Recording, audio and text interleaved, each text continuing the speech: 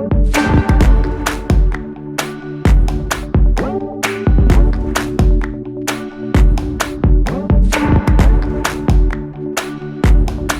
próximo tema será apresentado por uma dupla da empresa Taesa. Débora Chiconato, graduada em Química pela UFPR, tem MBA em Gestão de Processos e Qualidade na Uninter.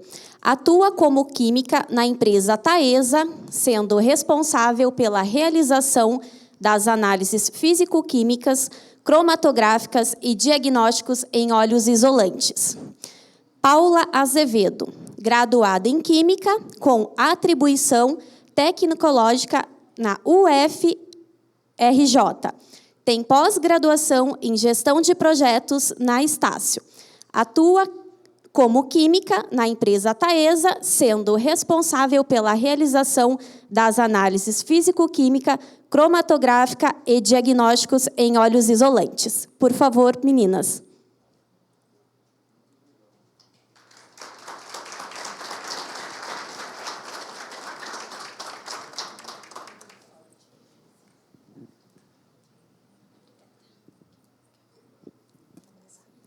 Como é que passa aqui? Isso, Só aqui no meio, né?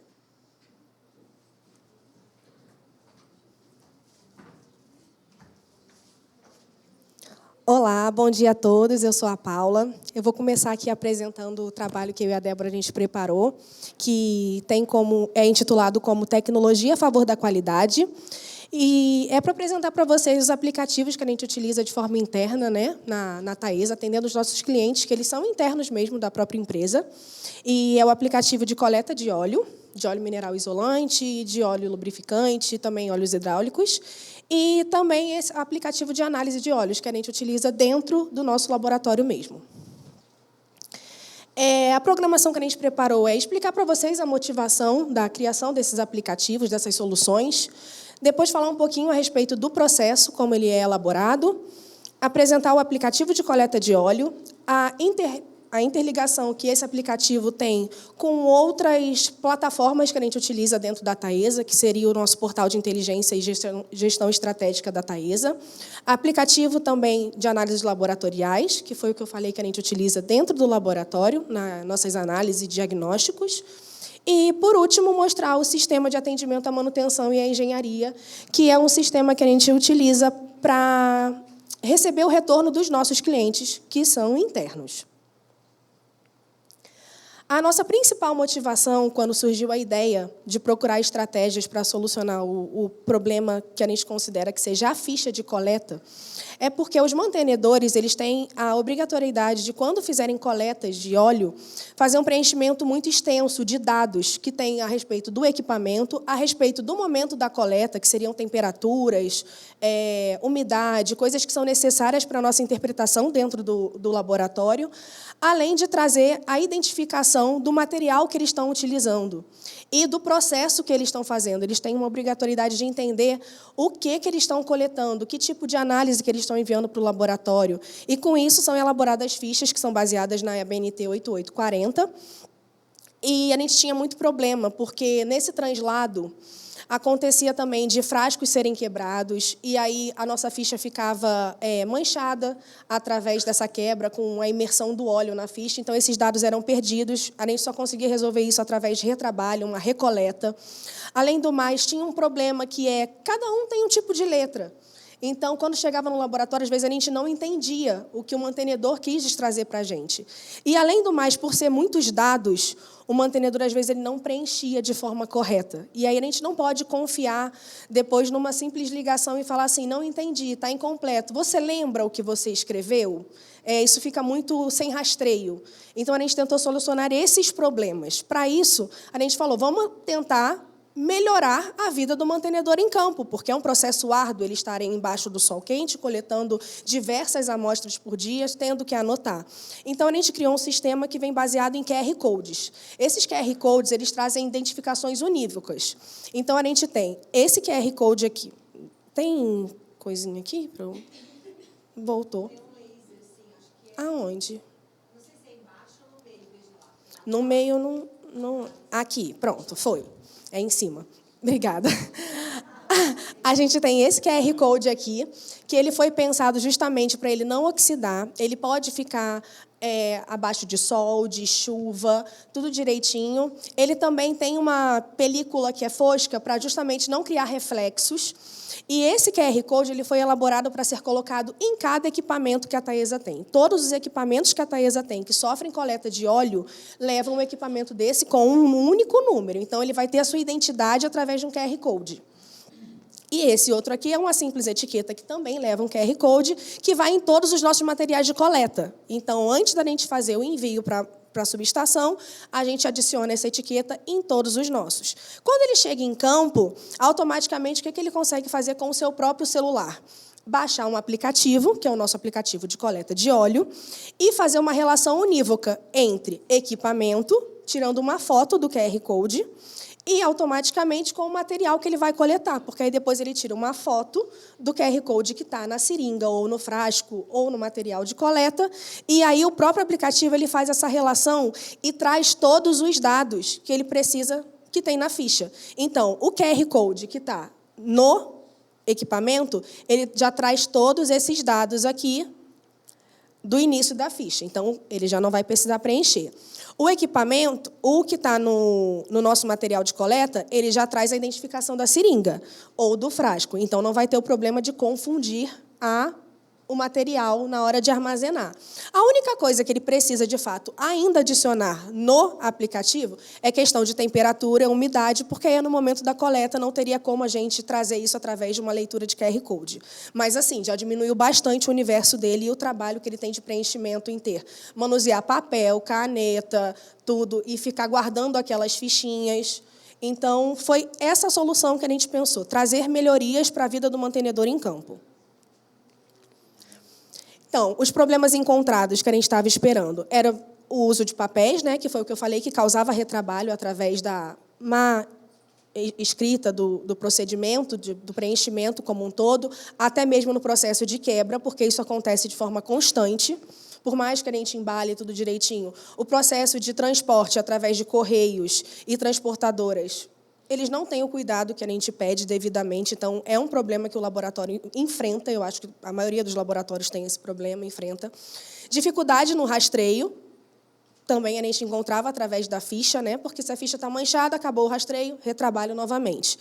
Possibilidade de erros operacionais, tinha vezes que eles até preenchiam correto, mas aí dava uma leve dislexia e o número era 352, e aí ficava 253, e aí a gente falava, pô, tem tudo a ver, parece ser esse aqui, mas eu não posso garantir que é. Então, recoleta e retrabalho. E a baixa sustentabilidade com o consumo de recursos físicos.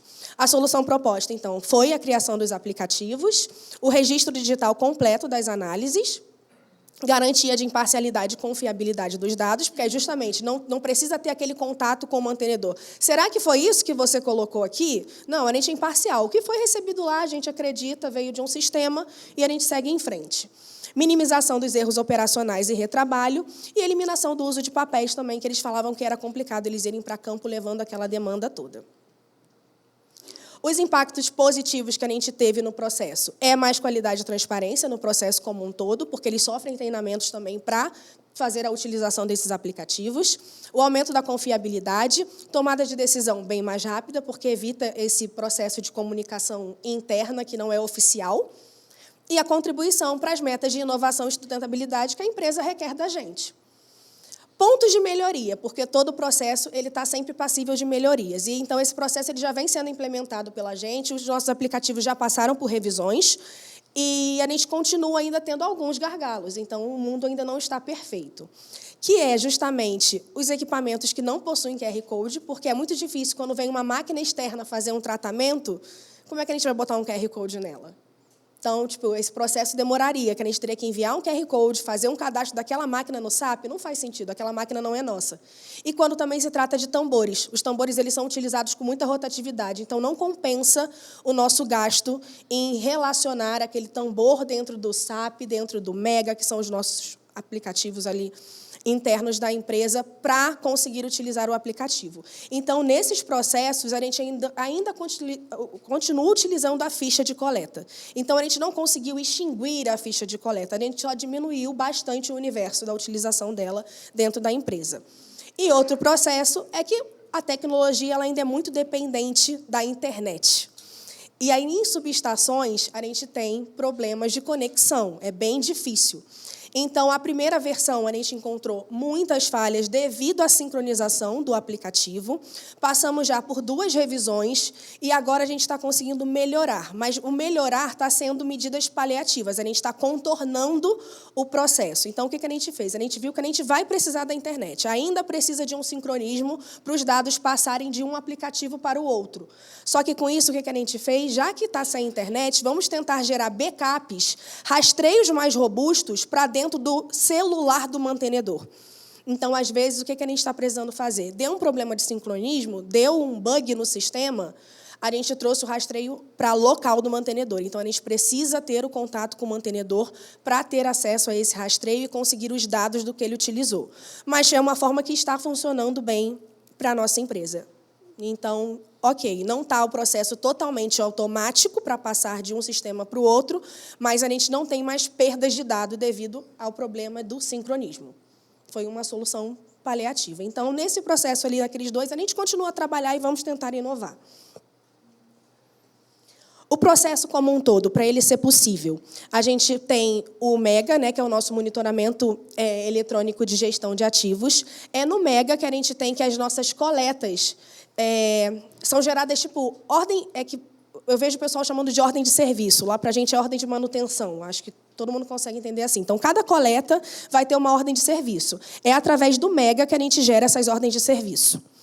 E aí, no MEGA, essas ordens elas são geradas com uma descrição padronizada. Cada procedimento vai ter uma descrição padronizada que foi elaborado pelo laboratório.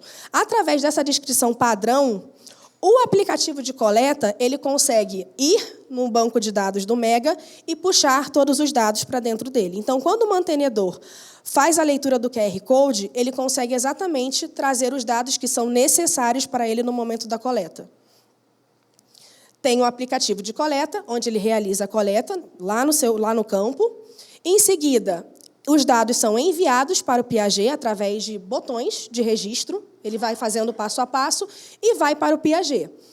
No Piaget é o banco de dados que a gente tem, que fica guardado todas as nossas coletas, todos esse rastreio, todos os resultados da análise de óleo também ficam lá, e os nossos diagnósticos. Então, é um banco de dados geral ali relacionado à coleta de óleo. E do Piaget também vai para o aplicativo de análises. Esse aplicativo de análise, a Débora vai estar explicando melhor ali ao final, mas é o aplicativo onde a gente consegue fazer também rastreio de qual equipamento dentro do laboratório foi feito, porque a gente tem mais de um equipamento para fazer as mesmas análises, então a gente consegue rastrear qual equipamento, consegue também rastrear a calibração dele, se está em dia, se não está, consegue também fazer o rastreio do resultado e ser enviado de forma automática novamente para o Piaget. Então, vai para o Piaget, sai do Piaget, volta para o Piaget e a gente vai alimentando, mas fica guardado tudo dentro do Piaget. A gente trouxe um vídeo aqui rapidinho para ver o funcionamento do equipamento de coleta. Que não está rodando. Não.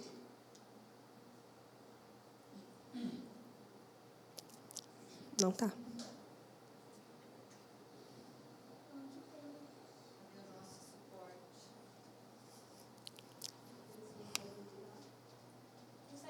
Consegue dar o start no slide, no próprio vídeo? Pode ser alguma configuração. Ele falou que não roda vídeo. Não, e agora ferrou. Que não, então toda a minha parte vai ser sem vídeo, gente, desculpa. Vamos seguir. Aí, nesse videozinho, era justamente mostrando para vocês, teria, então, a leitura do QR Code, trazendo o vínculo todo do QR Code do aplicativo, do QR Code do equipamento, juntamente com o QR Code do material, e mostrando também que ele consegue trazer todos os dados de equipamentos, todos os dados, tudo já preenchido, e mostrando os campos apenas que o mantenedor precisava preencher. Com isso, ele vai fazendo passo a passo. Ele também tem um processo que ele consegue estornar ali todo aquele procedimento. Então, em algum momento, se ele digitou algum ponto errado, das poucas coisas que ele tem que preencher, o processo dele não é totalmente perdido, ele consegue realmente realizar um estorno e refazer todo aquele procedimento. Então, era mais isso, era para mostrar o dia a dia ali, como o mantenedor iria operar aquele aplicativo.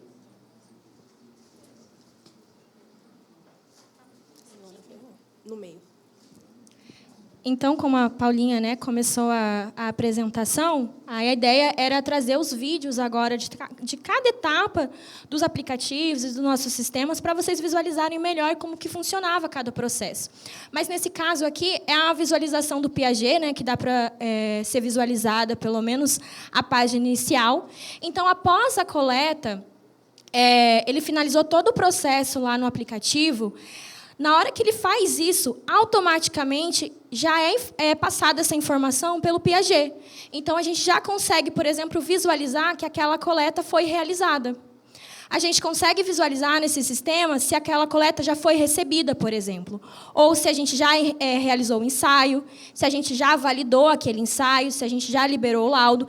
Então, aqui, nessa base, tem todas as informações, desde a coleta até a liberação do diagnóstico químico.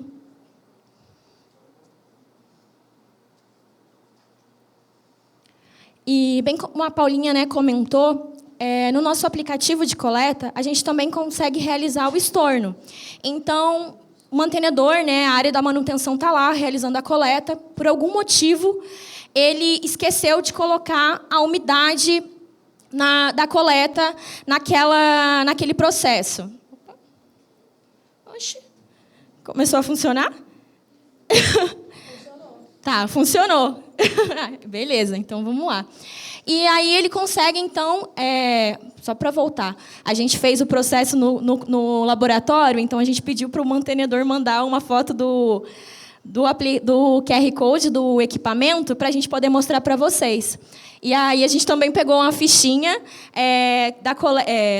da ficha que fica no frasco, também unívoca, para poder mostrar para vocês como seria o processo. Então, aqui, no caso, a gente está mostrando as informações que ele deve preencher. Como a Paula mencionou, todas as informações do equipamento, a partir do momento que ele faz a leitura do QR Code do equipamento, já aparece para ele. Ele não precisa preencher. A única coisa que ele precisa realmente preencher são os dados da coleta. Nesse momento, faltou alguma informação, ou ele acabou colocando alguma coisa errada, antes dele finalizar o processo, quando ela está como feita, ele consegue realizar o estorno. O que seria isso? Alterar alguma informação, ou até mesmo iniciar novamente o processo de coleta. Então, beleza. Então, a gente fez, né? O mantenedor, a área da manutenção, realizou a coleta. A partir do momento que realizou a coleta e chegou ao laboratório, a gente precisa dar o recebimento. Então, nesse vídeo aqui, a gente está mostrando justamente isso. Quando a gente abre a caixa, pega todos os materiais que chegaram, a gente faz a sincronização ali no aplicativo de análise já, e a gente vai, então, dar entrada naquele material, naquela coleta, ao laboratório. Então, é basicamente isso nesse processo. E aí a gente vai fazendo. Ó, ali está já o frasco, demos a entrada, confirmamos. E agora, lá no Piaget, não vai estar aparecendo apenas como coletada. Vai estar aparecendo a data e a hora daquele recebimento do material no laboratório. Então, beleza, a análise já está no laboratório. Muitas vezes acontece da mesma pessoa que recebeu aquele material, não é a pessoa que fez a análise, ou a gente não realiza na hora por questões de prioridade de análise no laboratório.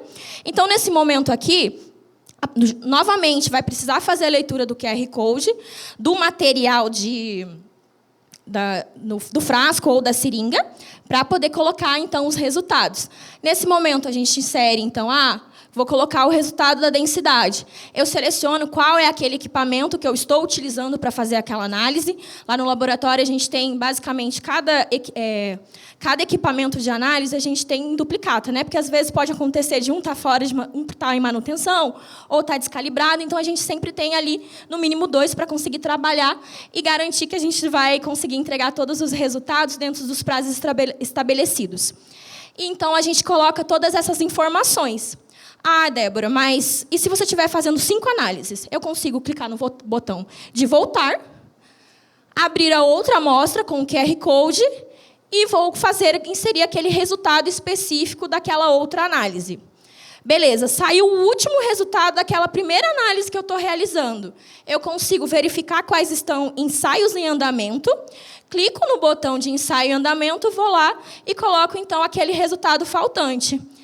Beleza, finalizei. Agora, como é que eu faço? Eu clico no botão finalizar ensaio.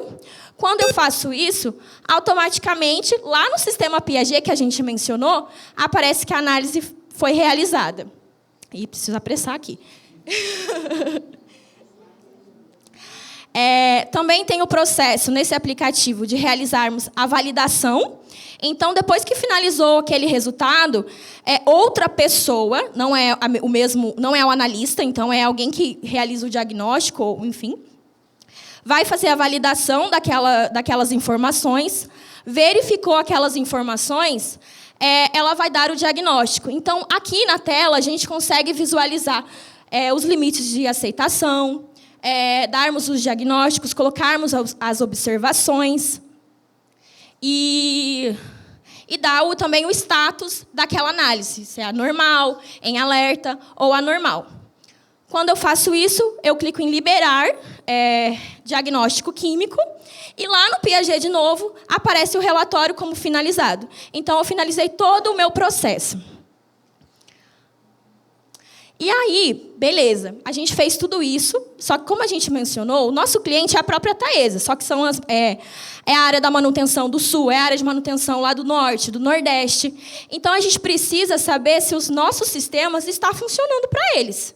Se está funcionando, eu preciso que eles deem um feedback para a gente. E como que a gente consegue isso? A partir do nosso sistema SAMES. Então, aqui é uma tela do indicador, e lá eles colocam as informações. Olha, o aplicativo não funcionou para essa coleta, e a gente vai investigar esse motivo. A gente queria agradecer que realmente... Agora, com a melhoria do aplicativo, a gente está conseguindo, quando tem erro, verificar as informações e passar para vocês. Então, a gente recebe vários tipos de comentários nesse momento para que a gente consiga estar melhorando o nosso processo, porque a gente sabe que nenhum processo ele é finalizado naquele momento que a gente entrega. Então, sempre tem melhorias para ser feitas. E a gente quer ouvir justamente a pessoa que está trabalhando, que está envolvida naquela etapa, seja a manutenção ou seja a pessoa que está no laboratório, já que a gente tem 2 aplicativos, né? E é isso, gente. Obrigada.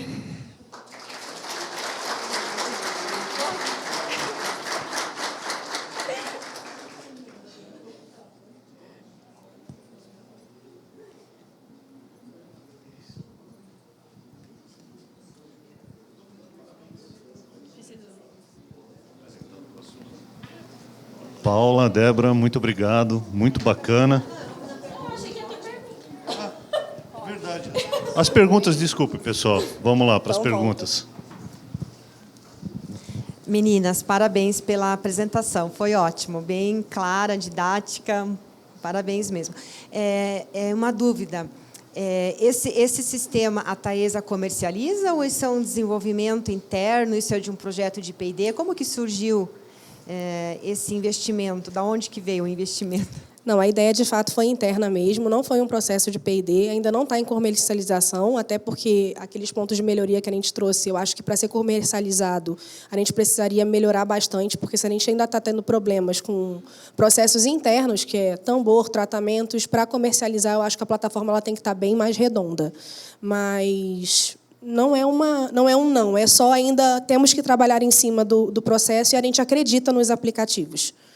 E fora que ele foi desenvolvido justamente para a Taesa. Então, tem várias informações que a gente definiu a partir do processo que a Taesa definiu para a coleta, e que talvez em outras empresas isso não funcionaria. Então, teria que talvez fazer uma adequação considerando outros processos. Bom dia. Iadson, da Energisa. Primeiramente, parabéns pela apresentação. É uma pergunta e, ao mesmo tempo, uma sugestão. Esses dados que são adicionais e a gente pode e colaboram muito para quem faz o diagnóstico das análises, né? Que são dados, por exemplo, de temperatura. Não sei se vocês pensaram nisso e como que funcionaria na Taesa a obtenção desses dados via sistema de proteção e controle, que esses grandes equipamentos sempre têm, e essas informações sobem para um centro de operação. E se vocês já pensaram nisso, de otimizar a obtenção desses dados via o COS, por exemplo, de vocês? Esse caso até hoje a gente não tinha pensado, porque ainda não está sendo um gargalo, não seria um ponto de reclamação ainda dos mantenedores. Eu acho que eles estão muito empolgados ainda do tanto que eles não estão preenchendo mais. Então, eles não vieram trazendo problemas ou reclamações. As reclamações elas estão muito mais voltadas à questão do sincronismo. Então, a gente está tentando trabalhar em atender eles primeiro e, talvez, depois a gente trazer outras melhorias para o processo como um todo. Mas, a princípio, o nosso principal foco é trazer a melhoria no serviço deles, principalmente, né, que seriam os nossos clientes, e até mesmo na questão do laboratório, que seria outro aplicativo. A gente vê o que pode melhorar para também trazer agilidade nesse envio dos nossos dados, nas realizações de amostra, na questão da qualidade. Uma preocupação muito grande que a gente tem é que o laboratório ele vem aumentando, então vem trazendo mais colaboradores fazendo aquela análise. Então, a nossa preocupação com a questão da imparcialidade, demonstrar o histórico do equipamento para, de repente, o lado muito técnico não é interessante, porque pode influenciar ali no resultado, naquela análise que a pessoa vai estar te entregando. Então, o nosso processo foi mitigar primeiro aquilo dali, até seguindo também algumas orientações da 17025, para ser bem imparcial no processo, apesar de a gente não ter a acreditação, mas tentar seguir ali uma linha de um laboratório de qualidade. Então, não foi o nosso foco inicial, mas a sua sugestão é muito bem-vinda para a gente, e a gente pode também estar levando. Bom dia. Andres, fabricante Prolec. Obrigado pela apresentação de vocês. O banco de dados que vocês desenvolveram, ele também se comunica, ele é abastecido pelos sistemas online de medição, ou apenas as amostras ensaiadas em laboratório e se coloca, então, insere esses números de resultados? Somente o que a gente insere no laboratório. O online ainda não está interligado automaticamente com o Piaget, né? Que é o que você perguntou. Não está. O sistema online ainda a gente tem acompanhamentos online de gases, mas eles não estão vinculados ao Piaget como uma forma de resultado de coleta. Então, a gente faz uma leitura e manda para o Piaget. Não. Na Taesa, só para complementar, na Taesa tem algumas áreas, né? Então a gente fica envolvido mais com as coletas, mais com as análises de óleo mineral e coleta mesmo. A questão do online seria outra área que trabalha. Então a gente não tem essa comunicação. Talvez no futuro até a gente possa fazer realmente essa integração, mas no momento não realizamos. Muito obrigado.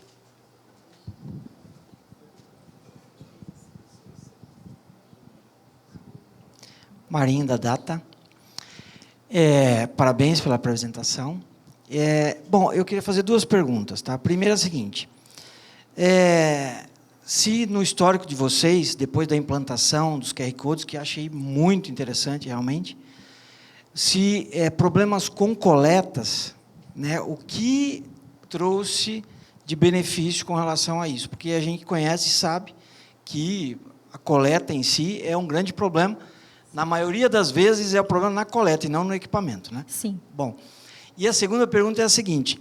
Você comentou que o cromatógrafo pode ser... Vocês têm diferentes cromatógrafos e resultados podem ser obtidos diferentes.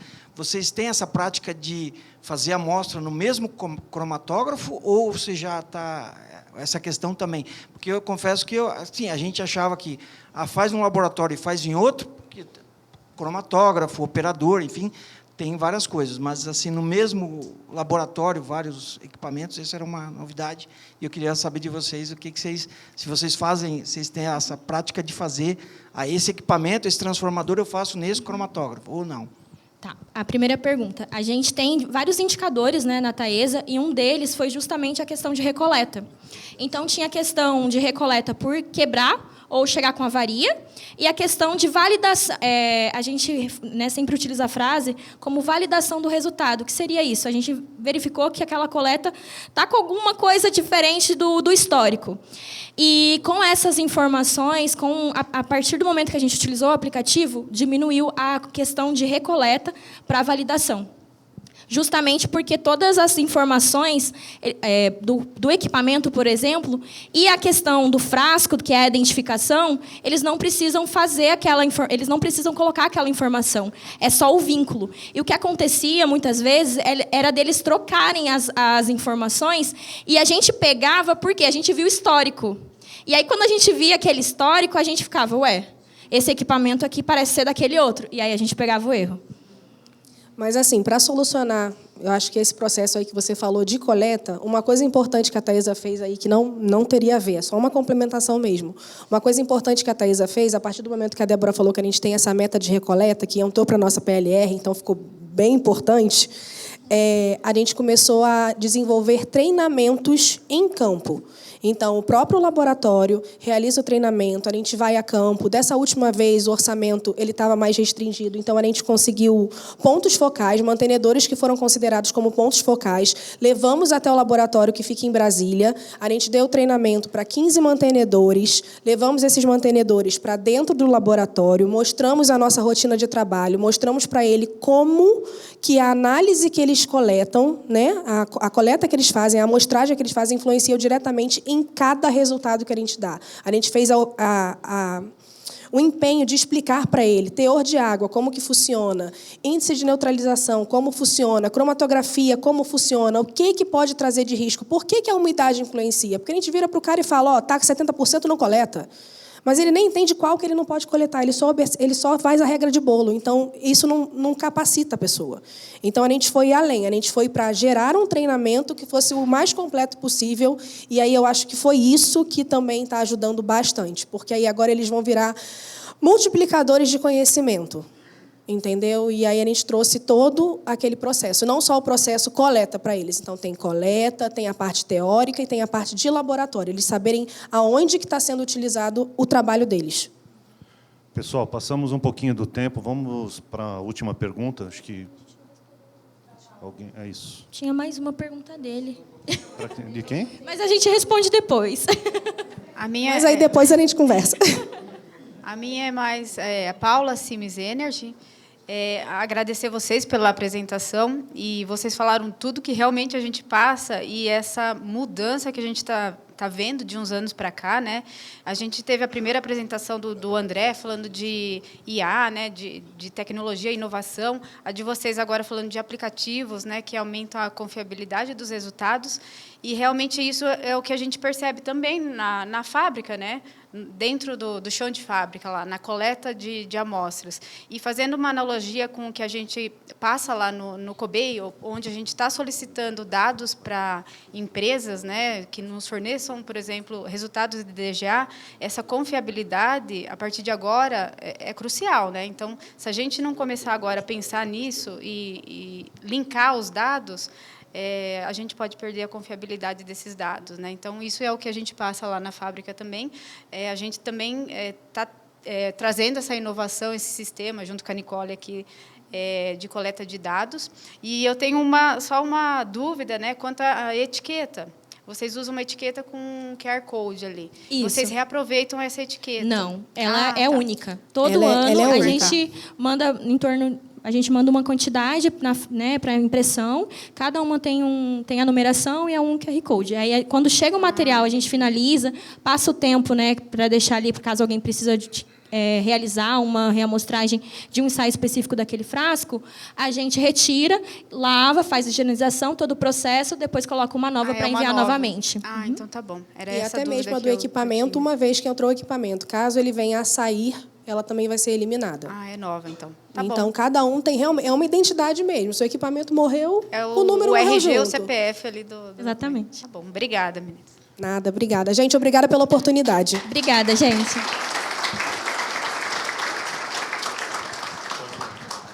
Pode colocar aqui. Deixa com você aqui. Pode me dar. Você vai ficar com 2? Vamos dar continuidade aqui, pessoal. Próximo tema, éster natural, substituição de óleo mineral por vegetal em transformadores de proteção anti-incêndio. Será apresentado pela Isabela Rossi e pela Micaele Felipe, da Liquitec. Isabela Rossi, mestre em Química, com graduação em bacharelado em Química Tecnológica pela Universidade Estadual Paulista, Unesp, de Araraquara. Atua como analista de laboratório na empresa Liquitec Transformadores. E a Micaele Felipe, graduada em bacharelado em Química Tecnológica pela Universidade Paulista Júlio Mesquita Filho, atua como supervisora no laboratório na Liquitec Transformadores, responsável por planejar e guiar o laboratório, assegurar normas de segurança e qualidade, gerenciar recursos e equipamentos, treinar a equipe, realizar análises físico-químicas, cromatográfica em óleos isolantes quando necessário e interpretar os resultados. Por favor, meninas.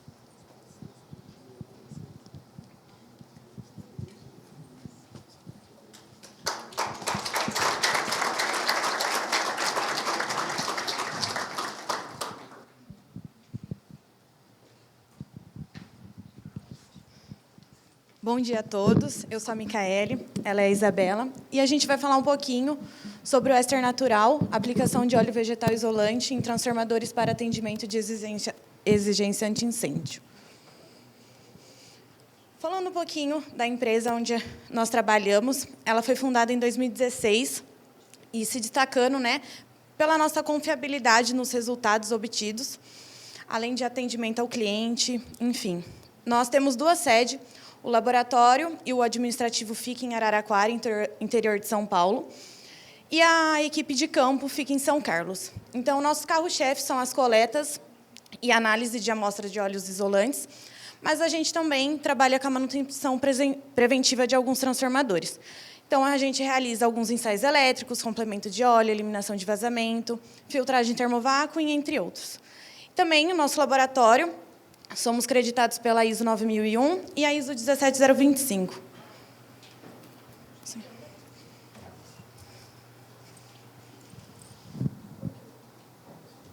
Bom, é tão importante, quanto a manutenção dos transformadores, a gente também tem que levar em consideração o fluido isolante que está dentro dele, as características e tudo mais. Então, falando um pouquinho das características químicas do óleo vegetal, ele nada mais é do que uma mistura de triglicerídeos, que é a reação entre ácidos graxos e glicerol, então formando um éster. E o éster ele é um grupamento que ele confere a essa molécula um grau de polaridade, então ela é levemente polar. E por conta disso também eles formam facilmente ligações com o hidrogênio. E uma das vantagens do óleo vegetal é o seu alto ponto de combustão, então aproximadamente em 300 graus, diferentemente do óleo mineral, que tem um ponto de combustão mais baixo, em torno de 160 graus, e isso vai conferir, então, uma segurança maior aos transformadores, por conta da molécula do óleo vegetal ela ser maior, mais pesada, precisar de mais energia para ser quebrada, Então, o ponto de combustão dele vai ser alto e ele é classificado como um fluido de classe K. Outra vantagem também é que eles são de fontes renováveis, como milho, soja, girassol. Então, ele é de fácil biodegradabilidade, também é reciclável e facilmente descartado, e ele é não listado como perigoso ao ambiente e também à saúde pelas agências.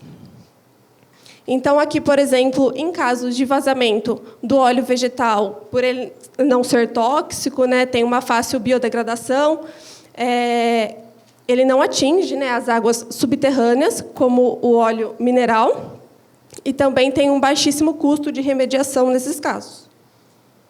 Outra vantagem também é o aumento da vida útil dos materiais isolantes em celulose. Então, por ele ter esse grau de polaridade, né, ele ser levemente polar, ele tem um ponto de saturação maior, ele se torna mais higroscópico, então aproximadamente 20 vezes maior do que o óleo mineral. E ele também tem um deslocamento do equilíbrio. Então, a água que está presente, né, no papel isolante, ela vai migrar do papel para o óleo. E isso também faz com que aconteça uma reação de hidrólise desses triglicerídeos.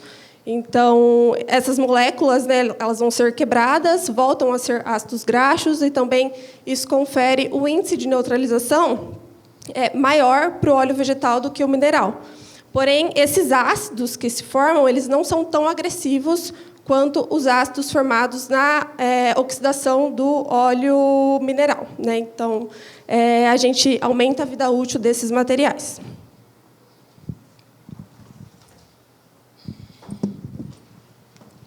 Então, né, quais são os benefícios para a instalação, né, do óleo vegetal isolante nos transformadores? Antigamente, os transformadores eles tinham que ter uma certa distância, um certo limite entre eles, porque eles precisavam da parede corta-fogo. Com o óleo vegetal isolante, essa redução das distâncias dos transformadores, dos equipamentos, foram reduzidas mesmo. Então, não precisa ter uma área grande para estabelecer, para instalar esses equipamentos. Além disso, né, foi a eliminação da construção das paredes tipo corta-fogo pelo ponto de combustão, ele ser muito alto, você pode, né, o transformador pode trabalhar numa temperatura maior. Além disso, né, outro ponto importante são as instalações com fluidos resistentes ao fogo. Eles não vão necessitar de um sistema de combate, né, de extinção de incêndio. E, além disso, também é um sistema de contenção mais simples e mais barato, porque você só vai conter, né, se tiver algum vazamento, enfim. Uma situação encontrada que tem muitos transformadores que eles são de respiro livre. Respiro livre é quando o óleo fica em contato com o oxigênio, com o ar atmosférico. Muitos transformadores, principalmente o mais antigo, eles trabalham assim. Porém, com o óleo vegetal, ele tem uma característica que, se você deixar ele em contato com o ar atmosférico, ele vai oxidar mais rapidamente, como a Isa falou, porque ele é higroscópico. Então, uma vantagem para ter as subestações mais seguras, né, para você ter esse óleo, é a vantagem de ser selado, o transformador ser selado. Aí pode ser com bolsa de borracha, com pulmão de ar. Então, o padrão atual para os transformadores de potência, né, eles são utilizados com a selagem com a bolsa de borracha. Eles reduzem a manutenção, além de preservar, né, o sistema isolante, porque não vai ter esse contato com o oxigênio, né, com o ar atmosférico.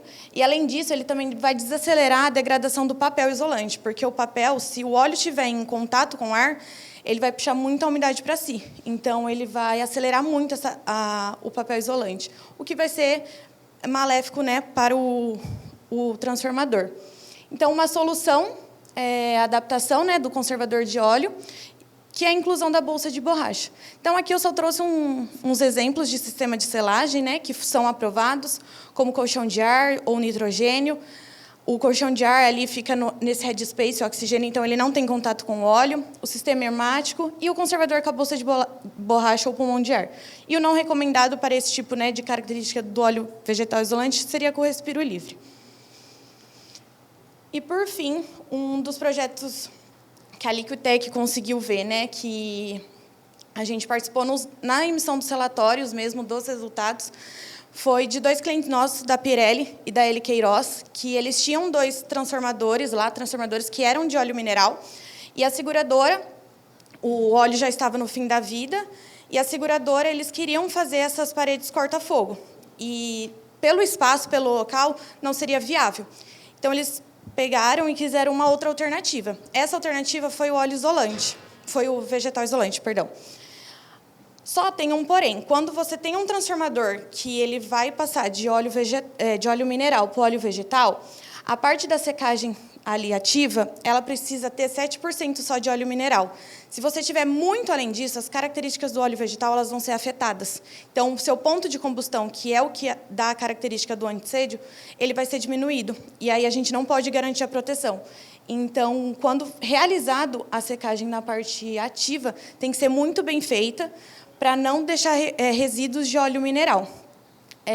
Um outro ponto importante é que a conservação do transformador original, ele não teve modificações. Então, não teve modificações na sua parte ativa, os acessórios, buchos originais foram mantidos, então a integridade do transformador ela foi preservada.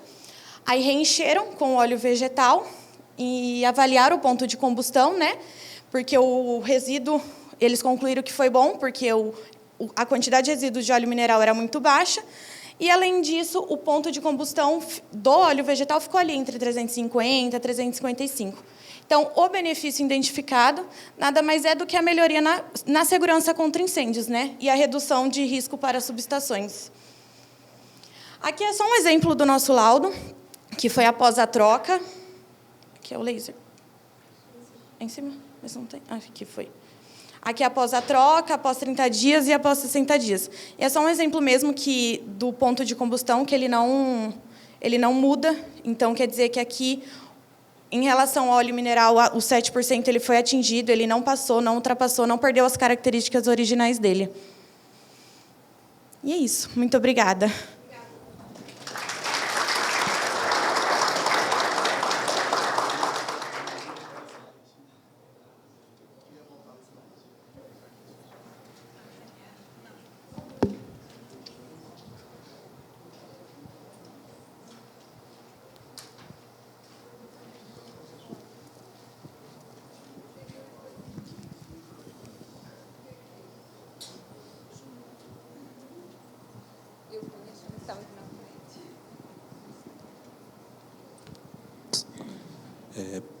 Parabéns, meninas, pela apresentação.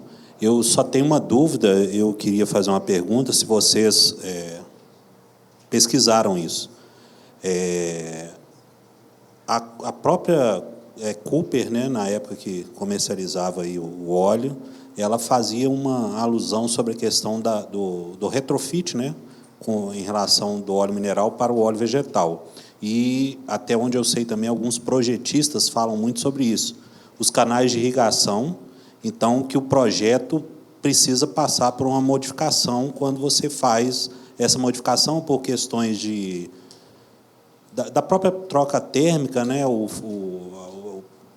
como que esse fluido de viscosidade bem diferente percorre os canais para essa troca térmica. Vocês chegaram a verificar alguma coisa nesse sentido? Por exemplo, porque eu vi que foi aplicado num projeto aí só a questão da substituição. E é passível essa questão da preocupação quanto à contaminação do fluido do óleo mineral para o óleo vegetal, porque ele perde valor do principal característico dele se você contaminar com óleo mineral. Mas essa questão, principalmente o coeficiente térmico, da dissipação de calor, se vocês pesquisaram sobre isso, se o cliente foi envolvido, projetista, para saber se tem ou não. Não, o óleo vegetal, por ele ser mais viscoso, né, ele precisa ter um espaço maior para circular, ele não pode ficar parado. Mas, assim, em relação a esses projetos, a gente não viu, não.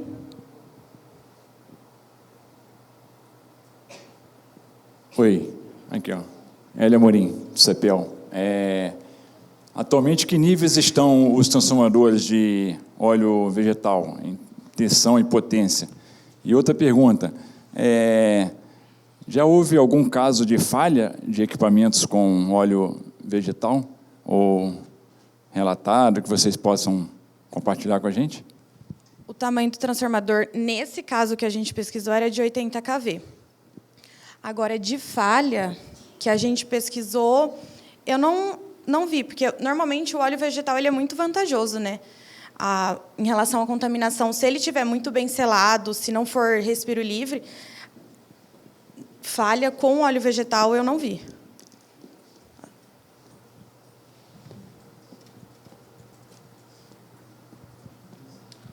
Parabéns, pessoal. Magno, da MEG. Uma consideração para esse projeto em particular, um projeto de 88 kV, imagino que vocês comentaram aí, né? Então, do ponto de vista de engenharia do projeto, certamente por questões de elétricas não tem muito desafio.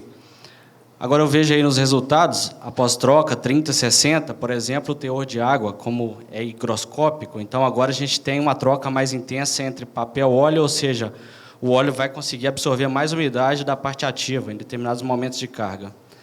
Então, observa-se aí que está crescendo esse teor de água no óleo. Então, digamos, do meu ponto de vista, preocupado agora com parte de elétrica, isso pode ser um ponto de atenção, porque quanto mais umidade a gente tem aí no óleo, dissolvida, né, no óleo, a gente pode ter bolhas, etc., dependendo do carregamento da máquina. Então, ficar de olho aí mais tempo do que só os 60 dias para ver como é que está essa migração entre umidade, parte ativa versus óleo. E, comentando um pouco do que o Hélio perguntou, hoje já tem aplicação até 750 kV na China já para óleo vegetal, né, o óleo dessa natureza. A Roberta, que trabalhou na Cargill um tempo, depois comenta com a gente sobre isso aí.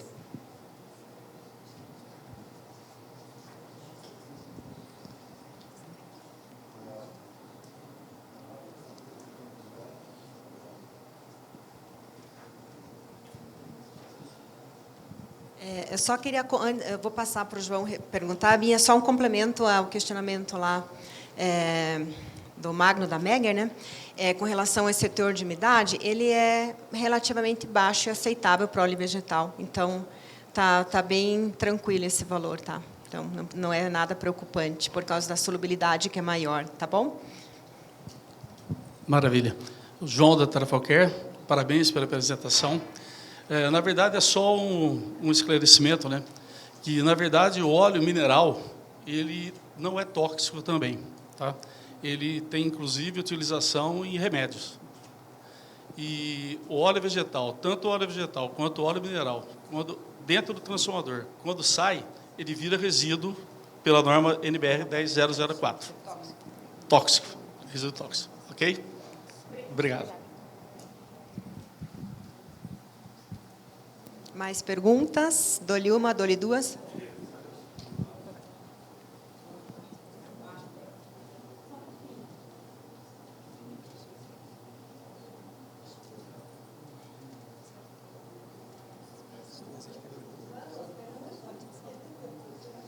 Oi, pessoal.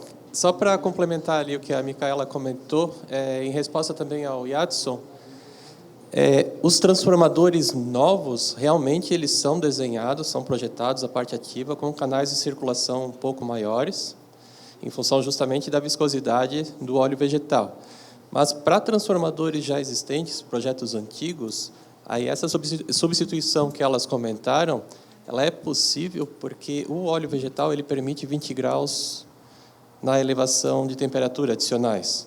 Em função disso, essa existência de um canal de circulação menor, ele vai ter um impacto ali de 2 a 3 graus somente na elevação. Então, ele fica dentro dessa margem que a gente vai ganhar com o óleo vegetal.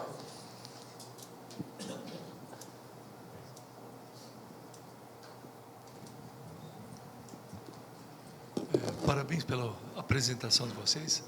Eu sou o Harry da Laboil e a minha dúvida é o seguinte: na troca de óleo mineral para o vegetal, quando foi feito ali, vocês tiveram alguma preocupação com a compatibilidade de materiais? Porque já me apareceu alguns casos que a gente acompanhou a troca e começou a dar vazamento no transformador. Então, a gente deduziu que seria por algum problema de compatibilidade das borrachas, alguma coisa que foi teste que não foi feito. Não sei se houve preocupação, se existe alguma coisa nesse sentido. Eu acredito que é porque a gente não participou dessa troca, né? A gente viu só as análises. Mas eu acredito que quando a empresa vai refazer, né, essa substituição, ela tem que tomar cuidado. Até porque se tiver algum vazamento, algum contato com o ar, pode prejudicar mesmo. Pode ter ser prejudicial se tiver esse contato por conta da umidade. Pode voltar? Nesse caso aqui, ele fala que a conservação original ela foi preservada, né? Então, assim, como ela comentou, a gente não participou da troca em relação aos transformadores, né? Mas a gente ficou só na parte da análise mesmo, então eu acredito que não.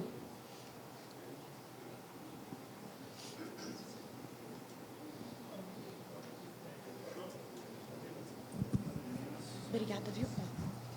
Meninas, muito obrigado. Micaela, Isabela.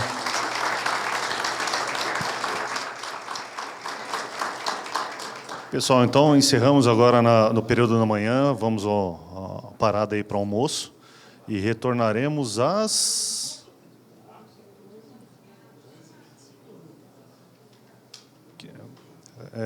Maiara? O horário de retorno, 1h25? Então, retornaremos a 1h25. Ok, obrigado.